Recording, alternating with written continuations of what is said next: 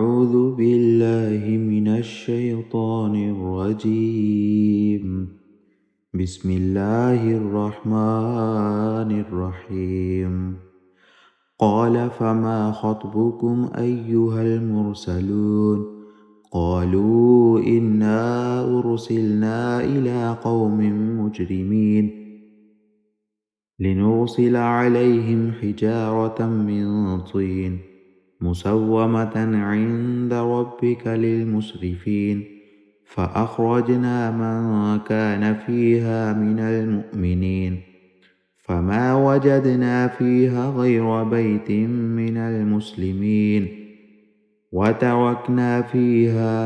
آية للذين يخافون العذاب الأليم. وفي موسى إذ أرسلناه إلى فرعون بسلطان مبين فتولى بركنه وقال ساحر أو مجنون فأخذناه وجنوده فنبذناهم في اليم وهو مليم. وفي عاد إذ أرسلنا عليهم الريح العقيم ما تذر من شيء أتت عليه إلا جعلته كالرميم. وفي ثمود إذ قيل لهم تمتعوا حتى حين فعتوا عن أمر ربهم فأخذتهم الصاعقة وهم ينظرون فما استطاعوا من قيام وما كانوا منتصرين. وقوم نوح من قبل إنهم كانوا قوما فاسقين. والسماء بنيناها بأيد وإنا لموسعون والأرض فرشناها فنعم الماهدون. ومن كل شيء خلقنا زوجين لعلكم تذكرون ففروا إلى الله إني لكم منه نذير مبين. ولا تجعلوا مع الله إلها آخر إني لكم منه نذير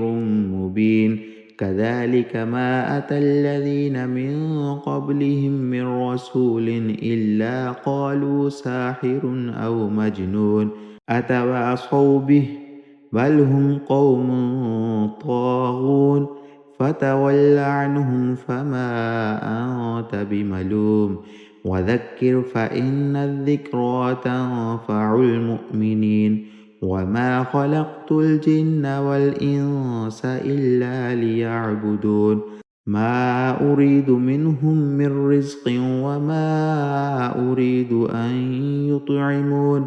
إن الله هو الرزاق ذو القوة المتين. فإن للذين ظلموا ذنوبا مثل ذنوب أصحابهم فلا يستعجلون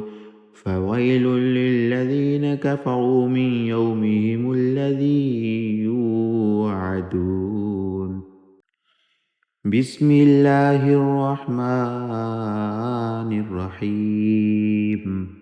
والطور وكتاب مسطور في رق منشور والبيت المعمور والسقف المرفوع والبحر المسجور إن عذاب ربك لواقع ما له من دافع يوم تمور السماء مورا وتسير الجبال سيرا فويل يومئذ للمكذبين الذين هم في خوض يلعبون. يوم يدعون إلى نار جهنم دعا هذه النار التي كنتم بها تكذبون أفسحر هذا أم أنتم لا تبصرون اصلوها فاصبروا أو لا تصبروا سواء عليكم إنما تجزون ما كنتم تعملون. إن المتقين في جنات ونعيم فاكهين بما آتاهم ربهم ووقاهم ربهم عذاب الجحيم كلوا واشربوا هنيئا بما كنتم تعملون متكئين على سرر مصفوفة وزوجناهم بحور عين والذين آمنوا واتبعتهم ذريتهم بإيمان ألحقنا بهم ذريتهم وما ألتناهم من عملهم من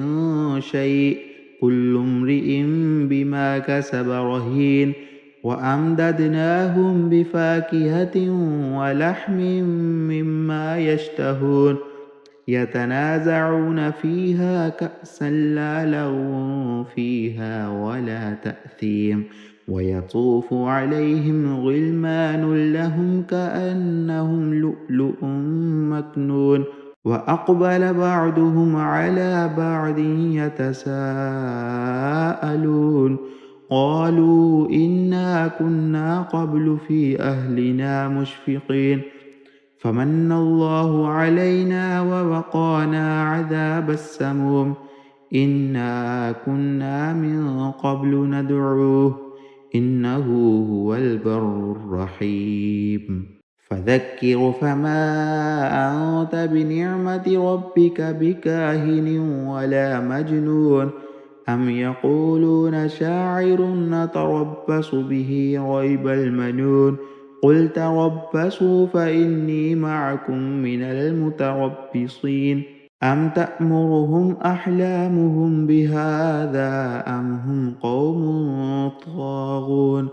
أم يقولون تقوله بل لا يؤمنون فليأتوا بحديث مثله إن كانوا صادقين أم خلقوا من غير شيء أم هم الخالقون أم خلقوا السماوات والأرض بل لا يوقنون أم عندهم خزائن ربك أم هم المسيطرون أم لهم سلم يستمعون فيه فليأت مستمعهم بسلطان مبين أم له البنات ولكم البنون أم تسألهم أجرا فهم من مغرم مثقلون أم عندهم الغيب فهم يكتبون أم يريدون كيدا فالذين كفروا هم المكيدون أم لهم إله غير الله سبحان الله عما يشركون وإن يروا كسفا من السماء ساقطا يقولوا سحاب مركوم فذرهم حتى يلاقوا يومهم الذي فيه يصعقون يوم لا يغني عنهم كيدهم شيئا ولا هم ينصرون وإن للذين ظلموا عذابا دون ذلك ولكن أكثرهم لا يعلمون واصبر لحكم ربك فإنك بأعيننا وسبح بحمد ربك حين تقوم ومن الليل فسبحه وإدبار النجوم بسم الله الرحمن الرحيم والنجم إذا هوى ما ضل صاحبكم وما غوى وما ينطق عن الهوى إن هو إلا وحي يوحى علمه شديد القوى ذو مرة فاستوى وهو بالأفق الأعلى ثم دنا فتدلى فكان قاب قوسين أو أدنى فأوحى إلى عبده ما أوحى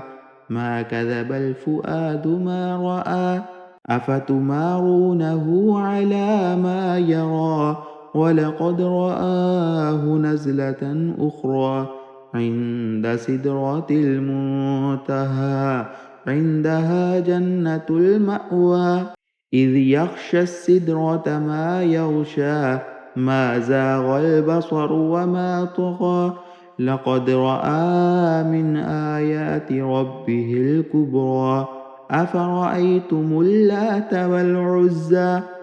ومناة الثالثة الأخرى ألكم الذكر وله الأنثى تلك إذا قسمة ضيزى إن هي إلا أسماء سميتموها أنتم وآباؤكم ما أنزل الله بها من سلطان إن يتبعون إلا الظن وما تهوى الأنفس ولقد جاءهم من ربهم الهدى أم للإنسان ما تمنى فلله الآخرة والأولى وكم من ملك في السماوات لا تغني شفاعتهم شيئا إلا من بعد أن يأذن الله لمن يشاء ويرضى إن الذين لا يؤمنون بالآخرة ليسمون الملائكة تسمية الأنثى وما لهم به من علم إن يتبعون إلا الظن وإن الظن لا يغني من الحق شيئا فأعرض عمن تولى عن ذكرنا ولم يرد إلا الحياة الدنيا ذلك مبلغهم من العلم إن ربك هو أعلم بمن ضل عن سبيله وهو أعلم بمن اهتدى ولله ما في السماوات وما في الأرض ليجزي الذين أساءوا بما عملوا ويجزي الذين أحسنوا بالحسنى الذين يجتنبون كبائر الإثم والفواحش إلا اللمم إن ربك واسع المغفرة هو أعلم بكم إذ أنشأكم من الأرض وإذ أنتم أجنة في بطون أمهاتكم فلا تزكوا أنفسكم هو أعلم بمن اتقى أفرأيت الذي تولى وأعطى قليلا وأكدى أعنده علم الغيب فهو يرى أم لم ينبأ بما في صحف موسى وإبراهيم الذي وفى ألا تزر وازرة وزر أخرى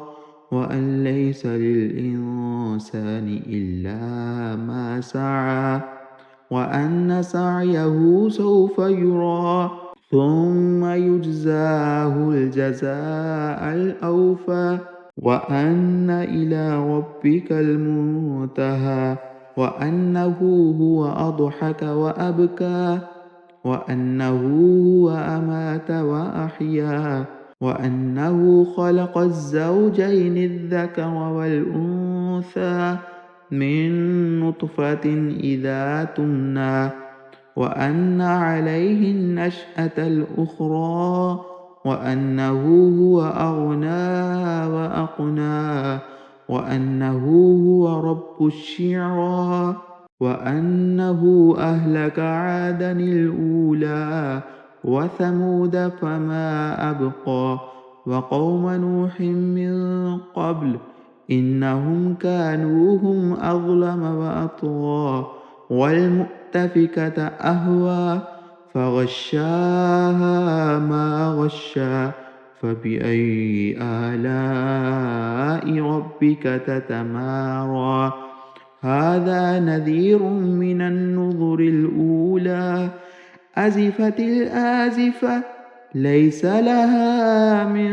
دون الله كاشفة أفمن هذا الحديث تعجبون وتضحكون ولا تبكون وأنتم سامدون فاسجدوا لله واعبدوا. بسم الله الرحمن الرحيم. اقتربت الساعة وانشق القمر وإن يروا آية يعرضوا ويقولوا سحر مستمر وكذبوا واتبعوا أهواءهم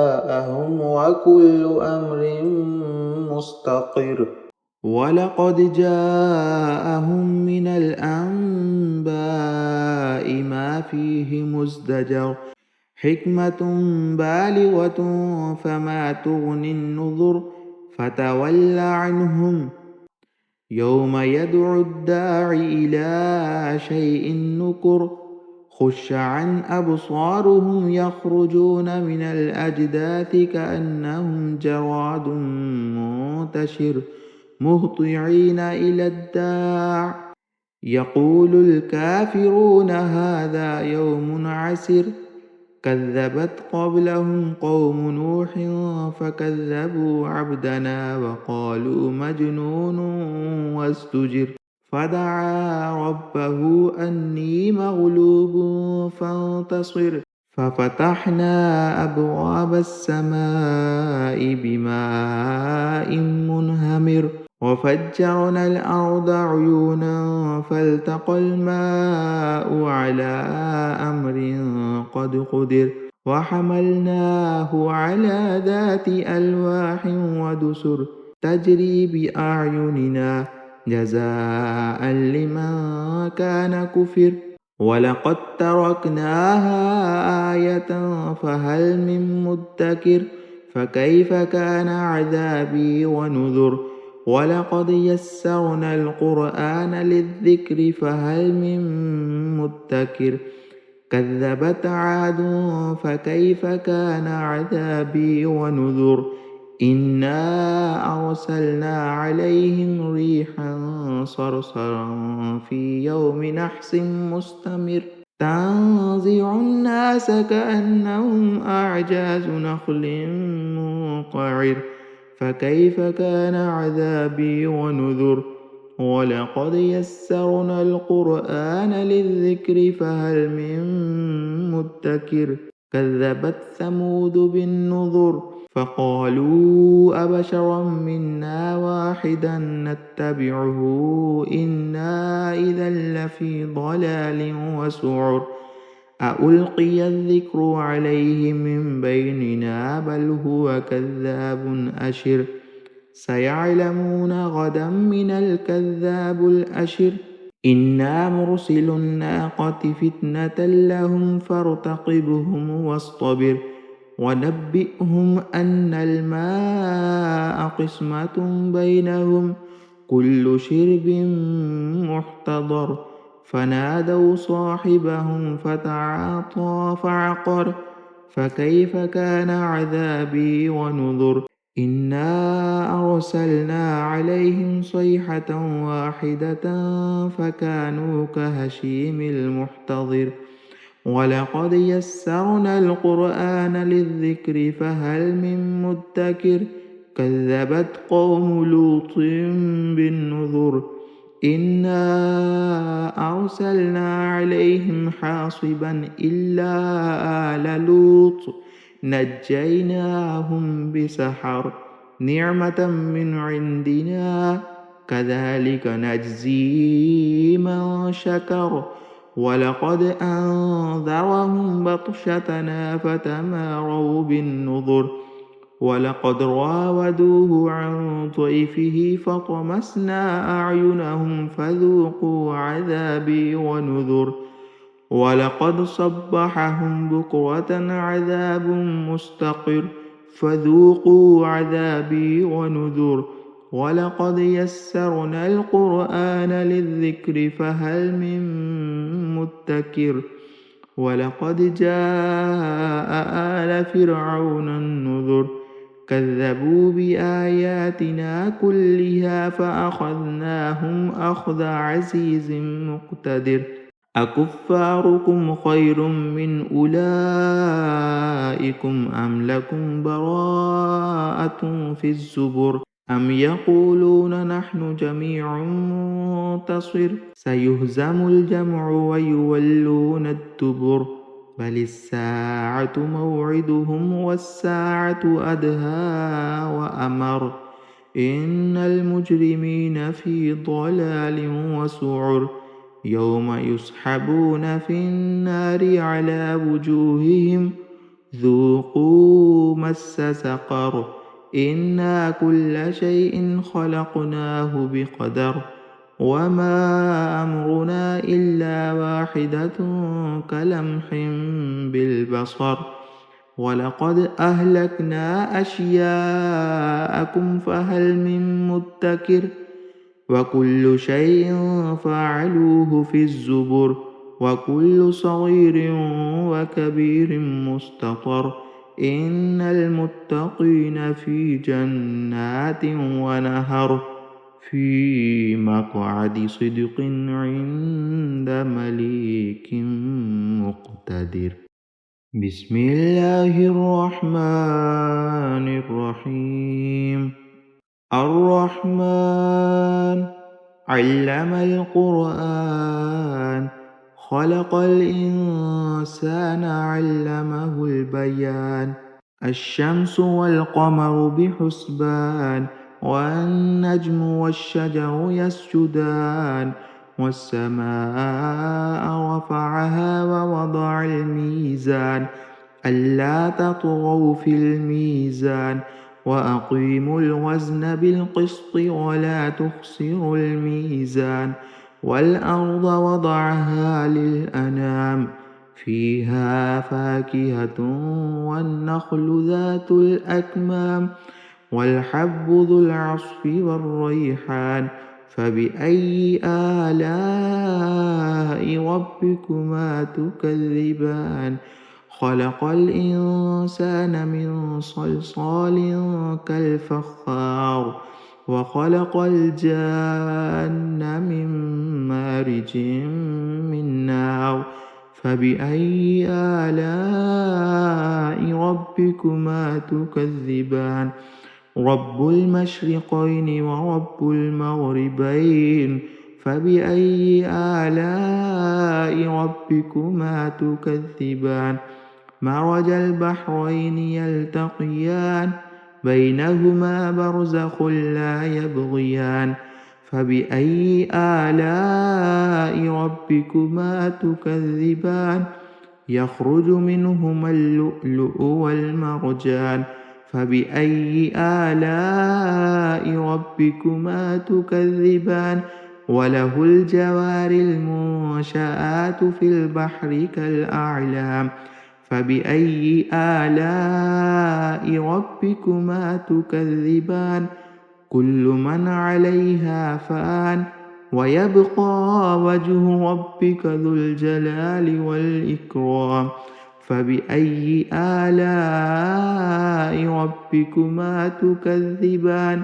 يسأله من في السماوات والأرض كل يوم هو في شأن فبأي آلاء ربكما تكذبان سنفرغ لكم أيها الثقلان فبأي آلاء ربكما تكذبان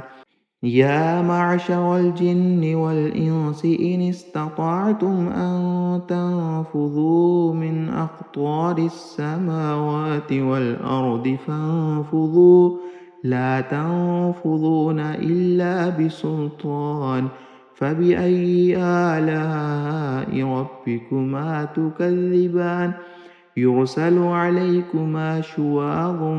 من نار ونحاس فلا تنتصران فبأي آلاء ربكما تكذبان فإذا انشقت السماء فكانت وردة كالدهان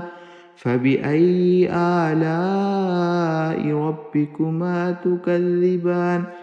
فيومئذ لا يسأل عن ذنبه إنس ولا جان.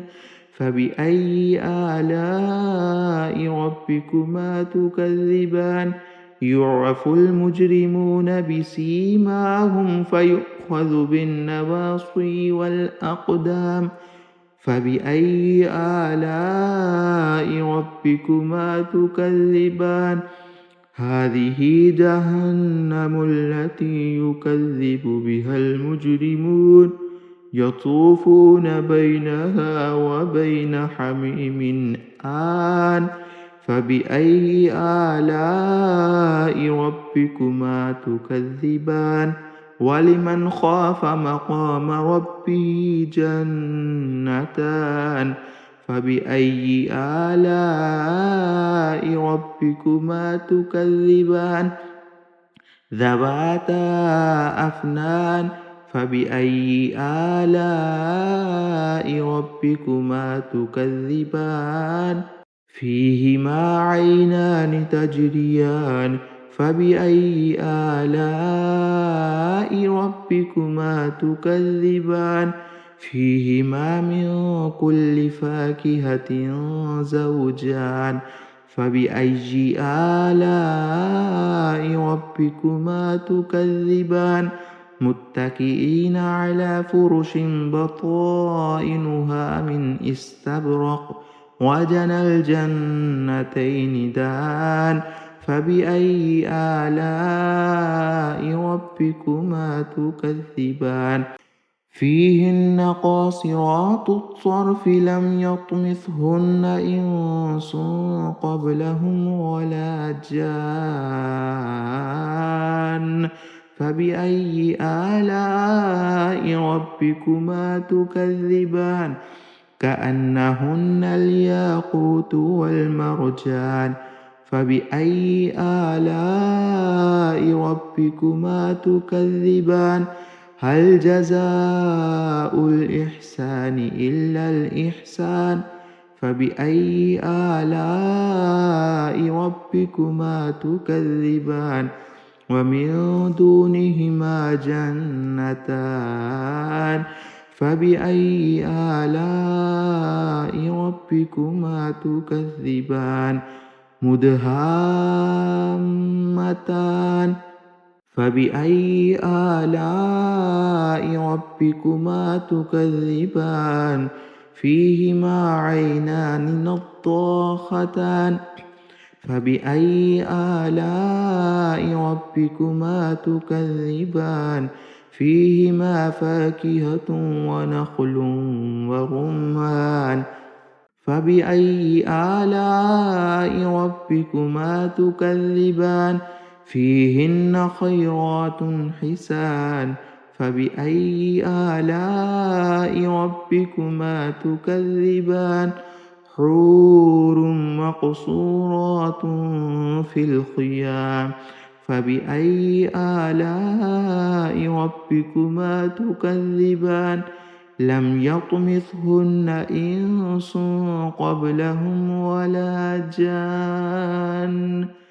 فبأي آلاء ربكما تكذبان؟ متكئين على رفرف خضر وعبقري حسان. فبأي آلاء ربكما تكذبان؟ تبارك اسم ربك ذي الجلال والإكرام. بسم الله الرحمن الرحيم. إذا وقعت الواقعة ليس لوقعتها كاذبة خافضة رافعة. إذا رجت الأرض رجا وبست الجبال بسا فكانت هباء منبثا. فكنتم أزواجا ثلاثة.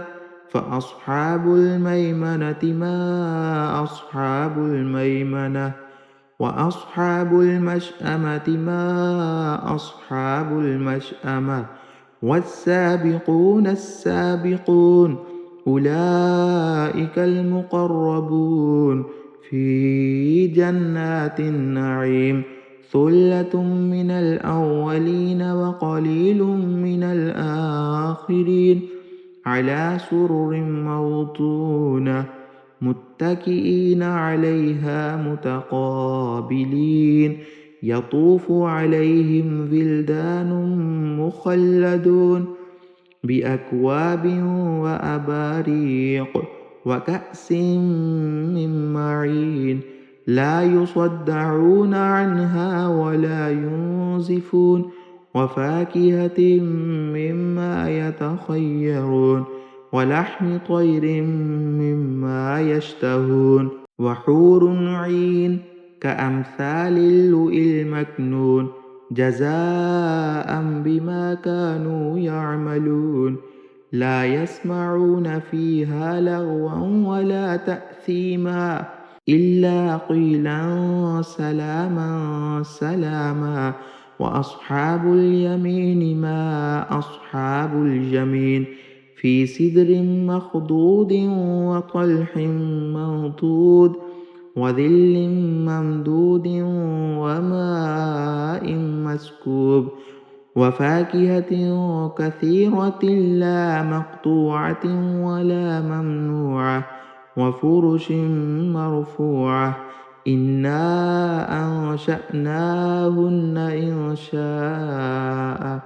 فجعلناهن أبكارا عربا أترابا لأصحاب اليمين ثلة من الأولين وثلة من الآخرين وأصحاب الشمال ما أصحاب الشمال في سموم وحميم وظل من يحموم لا بارد ولا كريم إنهم كانوا قبل ذلك مترفين وكانوا يصرون على الحنث العظيم وكانوا يقولون أإذا متنا وكنا ترابا وعظاما أإنا لمبعوثون أو آباؤنا الأولون قل إن الأولين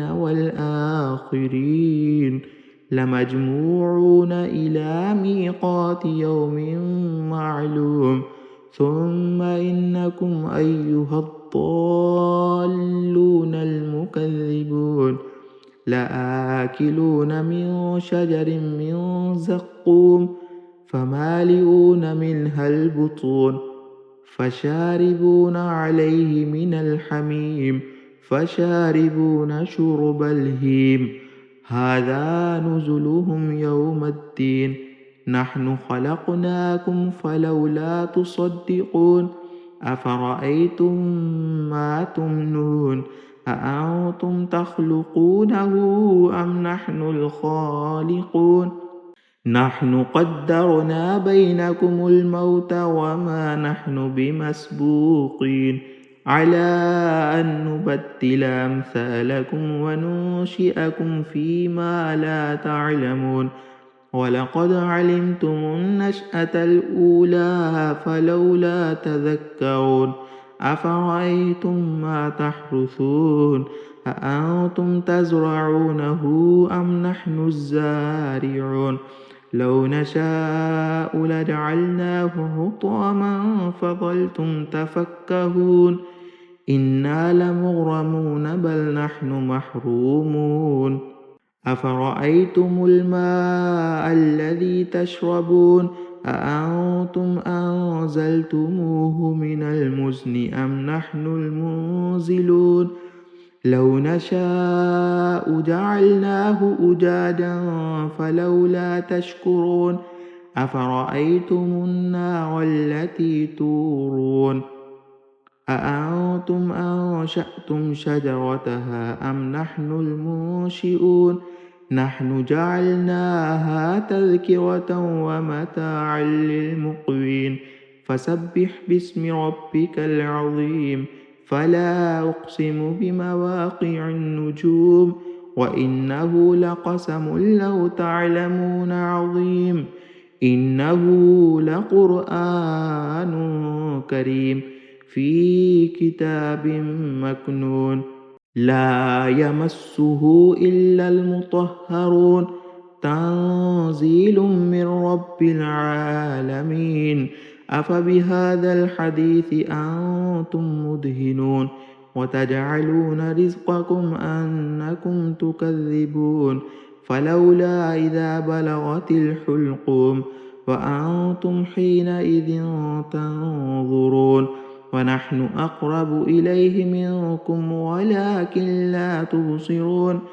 فلولا إن كنتم غير مدينين ترجعونها إن كنتم صادقين فأما إن كان من المقربين فروح وريحان وجنة نعيم وأما إن كان من أصحاب الجميل فسلام لك من أصحاب الجميل وأما إن كان من المكذبين الضالين فنزل من حميم وتصلية جحيم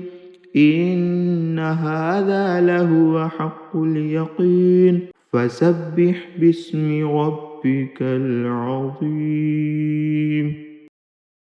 بسم الله الرحمن الرحيم سبح لله ما في السماوات والأرض وهو العزيز الحكيم له ملك السماوات والأرض يحيي ويميت وهو على كل شيء قدير هو الأول والآخر والظاهر والباطن وهو بكل شيء عليم هو الذي خلق السماوات والأرض في 6 أيام ثم استوى على العرش يعلم ما يلج في الأرض وما يخرج منها وما ينزل من السماء وما يعرج فيها وهو معكم أينما كنتم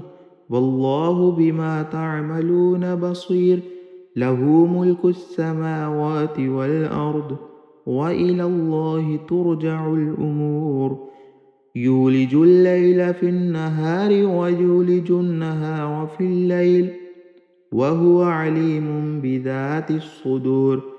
آمنوا بالله ورسوله وأنفقوا مما جعلكم مستخلفين فيه فالذين آمنوا منكم وأنفقوا لهم أجر كبير وما لكم لا تؤمنون بالله والرسول يدعوكم لتؤمنوا بربكم وقد أخذ ميثاقكم إن كنتم مؤمنين هو الذي ينزل على عبده آيات بينات ليخرجكم من الظلمات إلى النور وإن الله بكم لرؤوف رحيم وما لكم ألا تنفقوا في سبيل الله ولله ميراث السماوات والأرض لا يستوي منكم من أنفق من قبل الفتح وقاتل أولئك أعظم درجة من الذين أنفقوا من بعد وقاتلوا وكلا وعد الله الحسنى والله بما تعملون خبير من ذا الذي يقرض الله قرضا حسنا فيضاعفه له وله أجر كريم يوم ترى المؤمنين والمؤمنات يسعى نورهم بين أيديهم وبأيمانهم بشراكم اليوم جنات تجري من تحتها الأنهار خالدين فيها ذلك هو الفوز العظيم يوم يقول المنافقون والمنافقات للذين آمنوا انظرونا نقتبس من نوركم قيل ارجعوا وراءكم فالتمسوا نورا فضرب بينهم بسور له باب باطنه فيه الرحمة وظاهره من قبله العذاب ينادونهم ألم نكن معكم قالوا بلى ولكنكم فتنتم أنفسكم وتربصتم وارتبتم وغرتكم الأماني حتى جاء أمر الله وغركم بالله الغرور فاليوم لا يؤخذ منكم فدية ولا من الذين كفروا مأواكم النار هي مولاكم وبئس المصير ألم يأن للذين آمنوا أن تخشع قلوبهم لذكر الله وما نزل من الحق ولا يكونوا كالذين أوتوا الكتاب من قبل فطال عليهم الأمد فقست قلوبهم وكثير منهم فاسقون اعلموا أن الله يحيي الأرض بعد موتها قد بينا لكم الآيات لعلكم تعقلون إن المصدقين والمصدقات وأقرضوا الله قرضا حسنا يضاعف لهم ولهم أجر كريم والذين آمنوا بالله ورسله أولئك هم الصديقون والشهداء عند ربهم لهم أجرهم ونورهم والذين كفروا وكذبوا بآياتنا أولئك أصحاب الجحيم اعلموا أنما الحياة الدنيا لعب ولهو وزينة وتفاخر بينكم وتكاثر في الأموال والأولاد كمثل غيث أعجب الكفار نباته ثم يهيج فتراه مصفرا ثم يكون حطاما وفي الآخرة عذاب شديد ومغفرة من الله ورضوان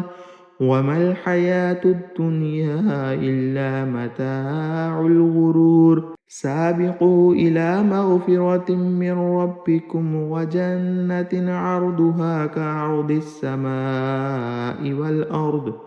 أعدت للذين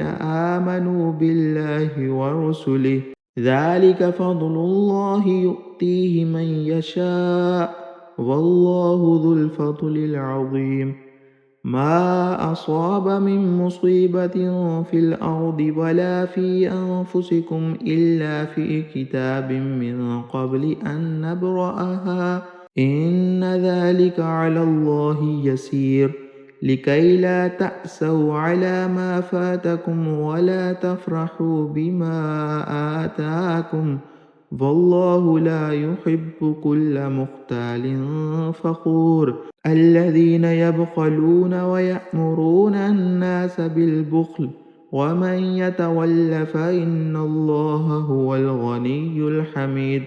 لقد أرسلنا رسلنا بالبينات وأنزلنا معهم الكتاب والميزان ليقوم الناس بالقسط وأنزلنا الحديد فيه بأس شديد ومنافع للناس وليعلم الله من ينصره ورسله بالغيب إن الله قوي عزيز ولقد أرسلنا نوحا وإبراهيم وجعلنا في ذريتهما النبوة والكتاب فمنهم مهتد وكثير منهم فاسقون ثم قفينا على آثارهم برسلنا وقفينا بعيسى ابن مريم وآتيناه الإنجيل وجعلنا في قلوب الذين اتبعوه رأفة ورحمة ورهبانية ابتدعوها ما كتبناها عليهم إلا ابتغاء رضوان الله فما راعوها حق رعايتها فآتينا الذين آمنوا منهم أجرهم وكثير منهم فاسقون يا أيها الذين آمنوا اتقوا الله وآمنوا برسوله يؤتكم كفلين من رحمته ويجعل لكم نورا تمشون به ويغفر لكم والله غفور رحيم لئلا يعلم أهل الكتاب ألا يقدرون على شيء من فضل الله وأن الفضل بيد الله يؤتيه من يشاء والله ذو الفضل العظيم صدق الله